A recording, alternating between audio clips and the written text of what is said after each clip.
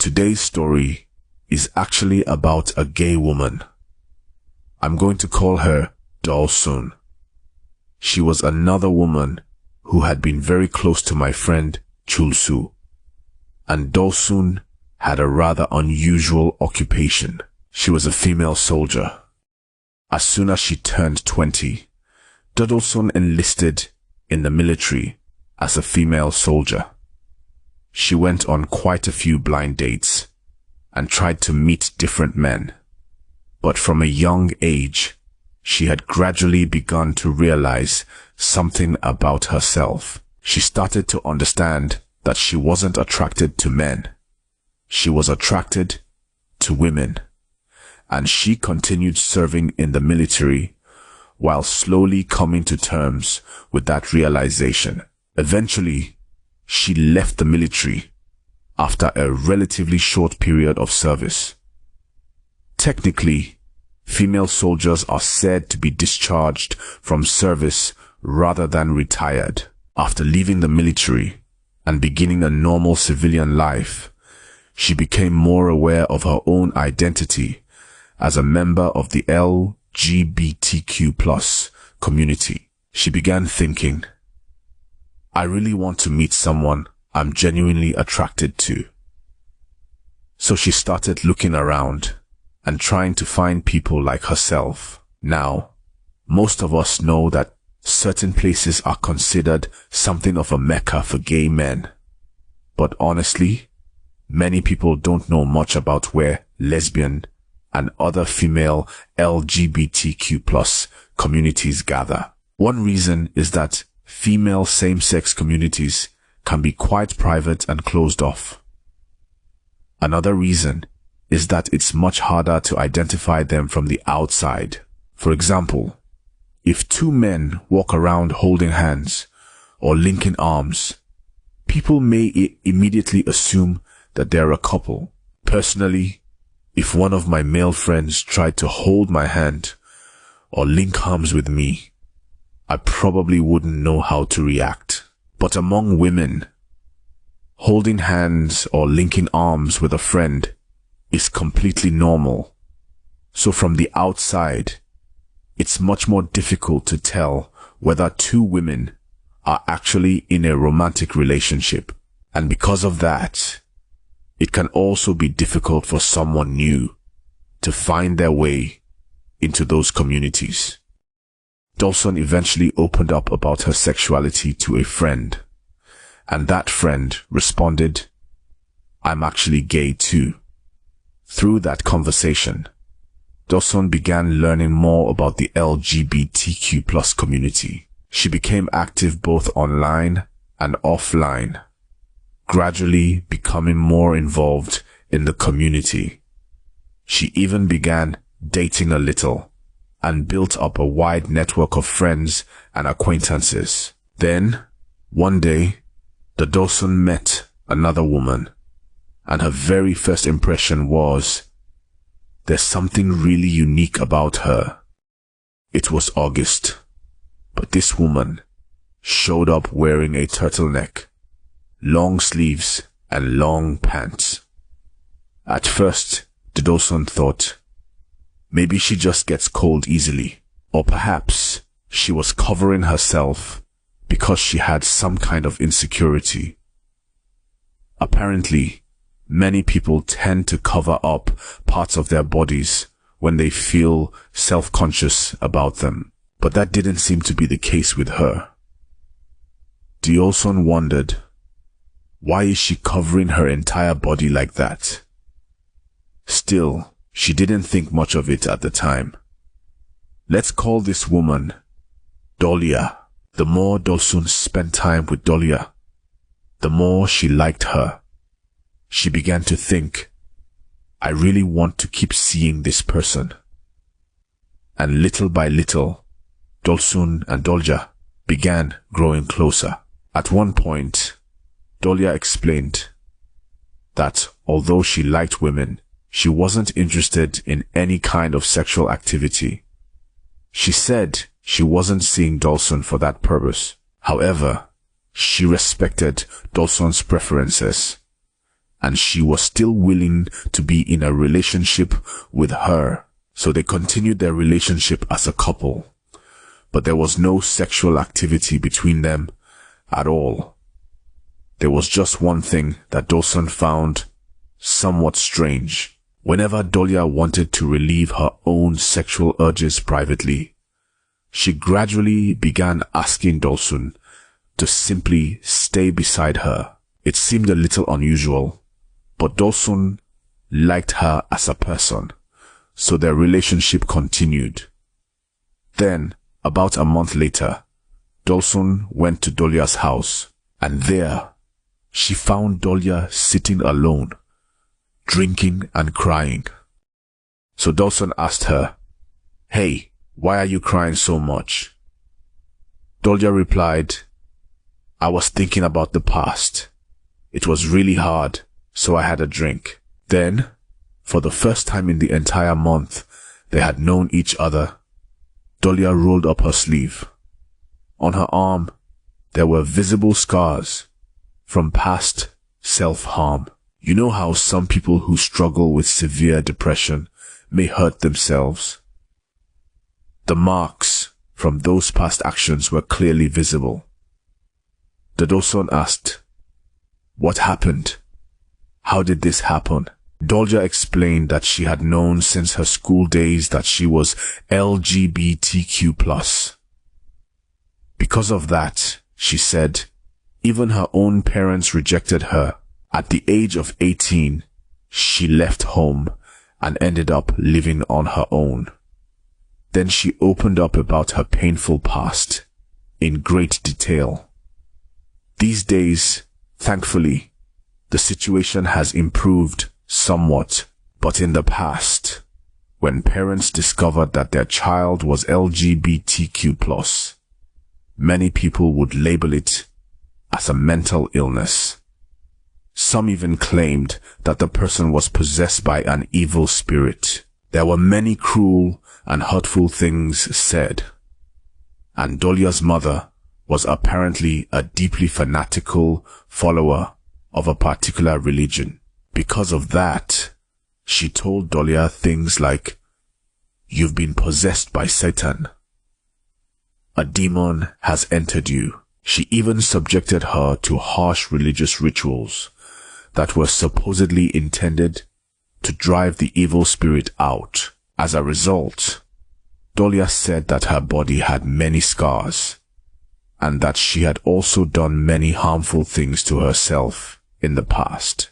As you can imagine, when you learn that someone you truly love has gone through such a painful time, your feelings for that person can become even stronger.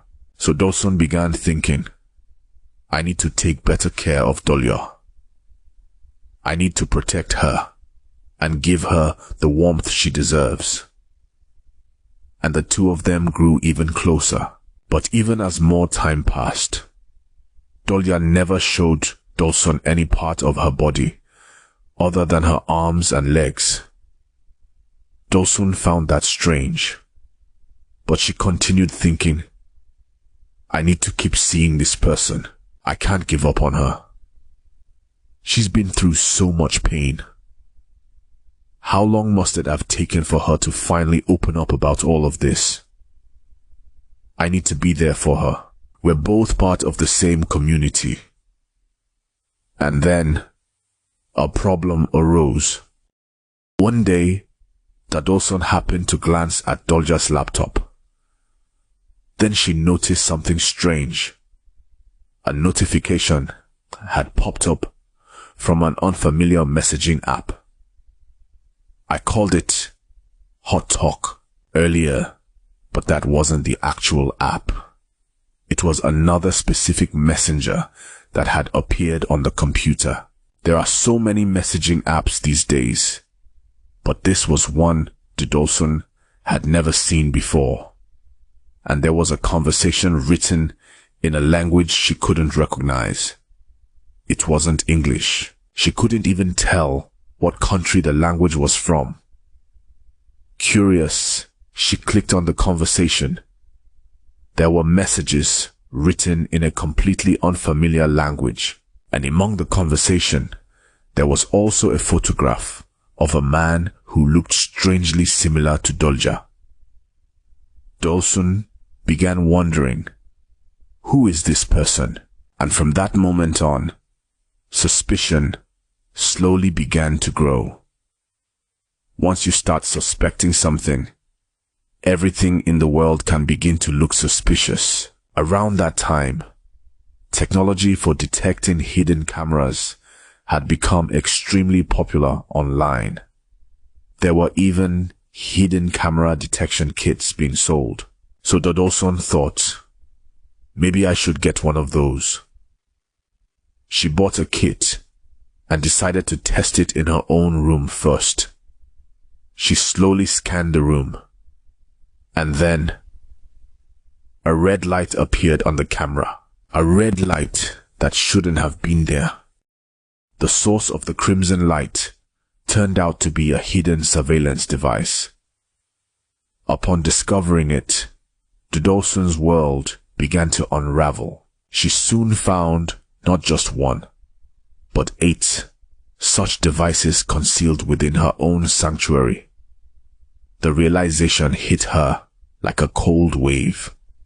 Her private life had been compromised. She rushed to confront Dolja, but the room was empty. The device she had grown suspicious of was gone.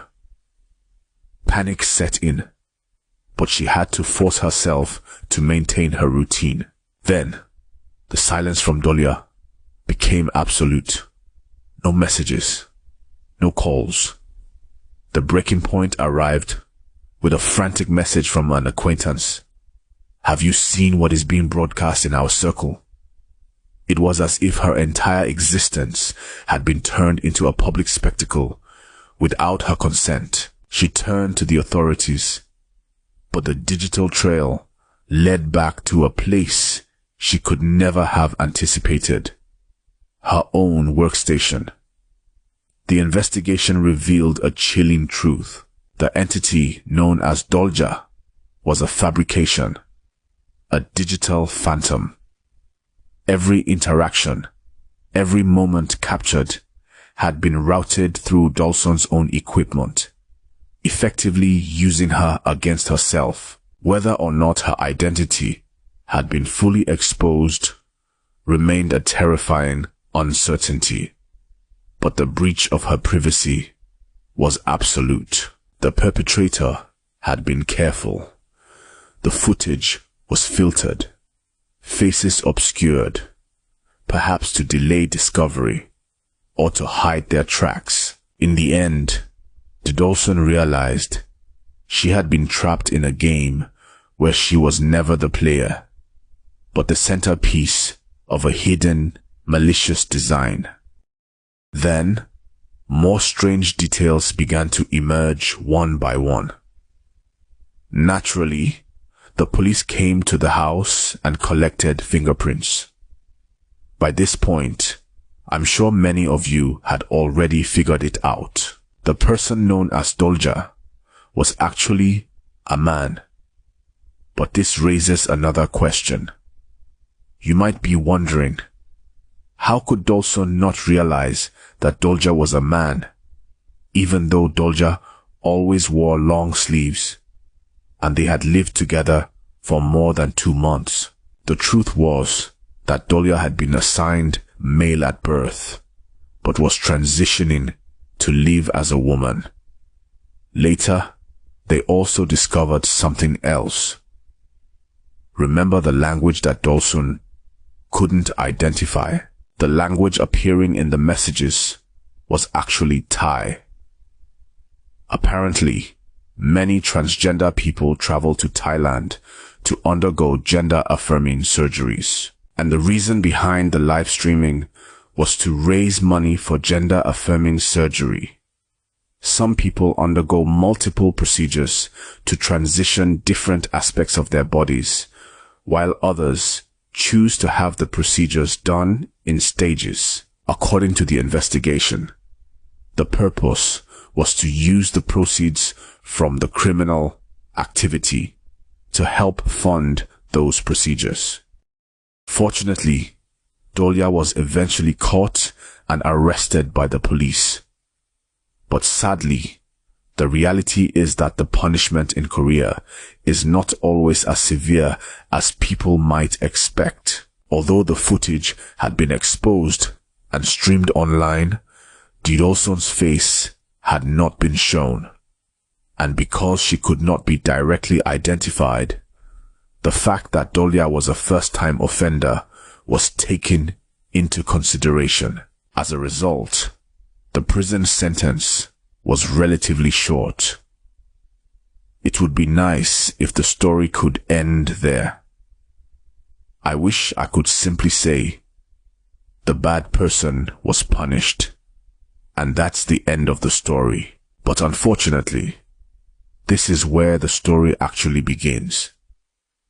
About 2 years passed after the crime took place. When criminals are sentenced and begin serving their time, a sentence of 5 years does not necessarily mean they will spend the entire 5 years in prison.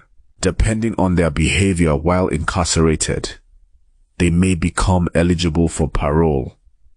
In some cases, their sentence may also be reduced, and after approximately 2 years, Dolia was released back into society.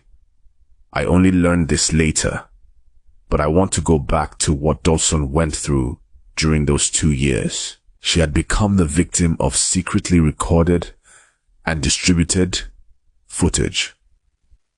Because of that, she went through an extremely difficult period.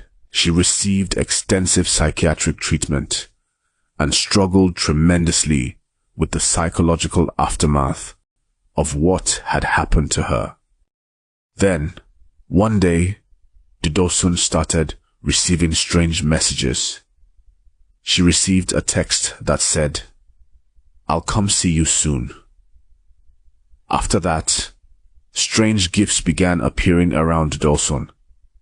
Then came letters and photographs that made her wonder, what is this supposed to mean? Some of the things even looked like talismans or charms. Eventually, Didolson began to realize something. The person sending them was probably Dolia.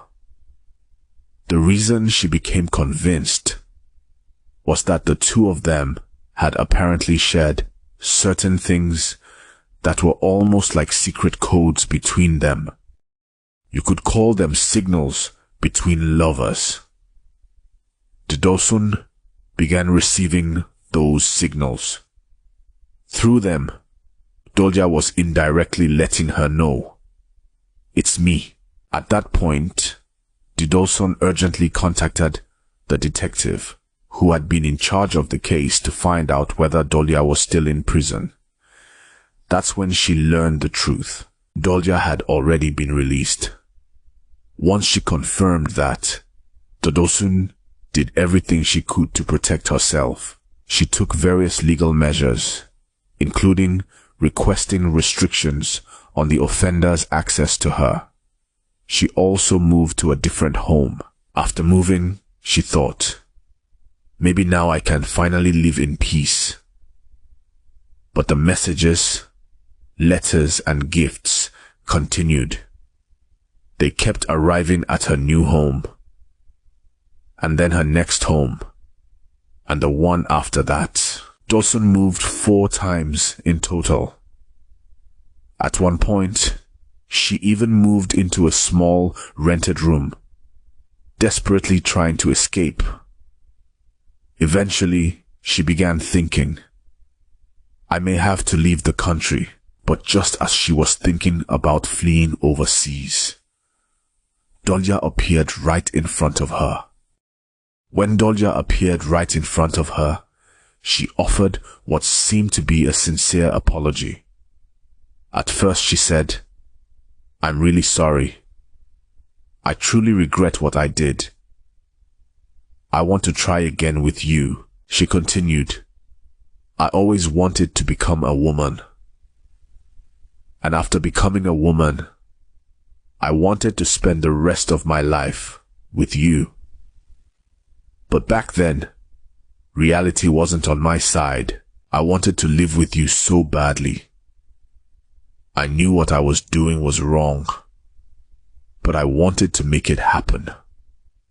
She apologized while crying, but no matter how sincere that apology may have seemed after everything that had happened, could Dawson really welcome Dolia back into her life? Of course not. Dawson told her, "No, I'm done. I don't ever want to see you again. You know that by coming here, you violated the restraining order. You're not supposed to be here. Leave. I never want to see you again." And then she walked away. But from that moment on, something changed in Dolia's eyes. They no longer looked gentle or harmless. They became the eyes of someone truly frightening. After that, Dolia began sending small objects inside her letters. At first, Dawson thought it was just a stain, but the stain slowly began to grow. Then, small bottles started arriving. Inside them were strange, black, jelly-like substances, and as time went by, the thing inside the bottle gradually grew larger. Dawson wasn't even curious about what it was. She didn't want to know. She simply threw each one away. At some point, Dawson confided in a close friend. Let's call her Young. Young was the friend who had originally introduced Dawson to the lesbian community. Because of that, Young was the only person who knew the entire story of everything Dawson had been through. One day, Young said, "Another one came." She opened the package. Until then, I had described the contents as looking like black jelly. But Young suddenly said, "Wait, isn't this blood?" At first they thought, "This is insane." They naturally assumed it was probably animal blood, or something similar. But inside the letter was a message that sent chills down their spines. As I mentioned in last week's story, some people believe that the human soul is contained within blood. The letter said something along the lines of, "I gave you my soul. I consider you my soulmate. The bottle I'm sending you today is the last one. I've already given you my soul. But if you still don't come back to me, I won't leave you alone." This was, in reality, an ultimatum. By this point, Dawson had been living in fear for so long that she could no longer think clearly about what to do. Normally, we would think, if someone keeps harassing you like this, just report them for stalking and call the police. That's the rational thing to do. But when someone has been living in fear for years, that kind of rational thinking can disappear completely. When fear reaches its limit, you stop thinking about anything except the source of that fear. At that point, Dawson thought, "There's nothing I can do. I can't do anything." And then she came to one conclusion. I can't stay in this country anymore. I have to run. If I go overseas, maybe she won't be able to find me. Without telling anyone, not even her family, Dawson fled the country. After leaving, she cut off contact with almost everyone for a while, and eventually she began to think, "I've escaped. I'm finally free from all of this." Just as she was beginning to feel relieved, the most terrifying part of the story began. Earlier, I mentioned Young. Young had been the person who had stayed by Dawson's side throughout everything. She had listened to her story, comforted her, and cared for her. But because they were all part of the same community, they naturally had many mutual acquaintances. One day, a person Dawson had normally been friendly with sent her a very long message. The message said, "You can come back to Korea now." She was caught. It's all over. At first, Dawson thought Dolia must have been arrested. But the truth was completely different. The real mastermind behind everything was Young. Young had not simply seen Dawson as a friend since their school days. She had viewed Dawson as someone she was in love with. Young had been born into a wealthy and socially influential family, and she herself had eventually reached a certain position within that social circle. But Young's true desire was not to participate in these activities herself. She wanted to watch. She wanted to observe everything from the outside, like watching a movie from the perspective of an all-knowing director. She wanted to see every part of these people's actions unfold before her eyes. Dawson eventually learned through other friends that Young was the real culprit. But the truth was even more disturbing. Young hadn't targeted just one person. She had targeted multiple people. And the reason she was able to do this wasn't simply because she had a lot of money. If money had actually changed hands, the police would have been able to trace it. Instead, Young had found a much more subtle way to manipulate people. She would find someone she was interested in, someone she genuinely liked, someone she may even have believed she loved. Young had been active in that community for a very long time. Over the years, she carefully searched for people who could become the puppets she needed. She would stay close to her target while pretending to be nothing more than a friend. She would say things like, "I don't really want to meet anyone. I have my own preferences, but I don't really want to do anything with anyone. But I really like you, and I want you to be happy." She would then position herself as someone who simply wanted the person she cared about to find happiness. And through that position, she would gradually connect her target to the person she wanted them to meet. Then she would casually drop pieces of information. "Oh, I heard that person might be somewhere around there. Actually, I had a drink with them recently. I think they might be involved in something like that." She never gave all the information directly. Instead, she continuously fed people small pieces of indirect information. And before anyone realized what was happening, the entire story was unfolding in the palm of Young's hand. Young was like a movie director. She wasn't simply watching the story unfold. She was directing it. She was controlling the people involved, and she was watching everything play out exactly as she wanted. The reason I wanted to bring this story to you today is because we've recently seen similar themes used in various dramas and other forms of media. But even within specific communities and subcultures, there are people who are sometimes described as sociopathic because they seem to lack empathy and emotional connection. There are people who will go to extraordinary lengths to fulfill their own desires and fantasies.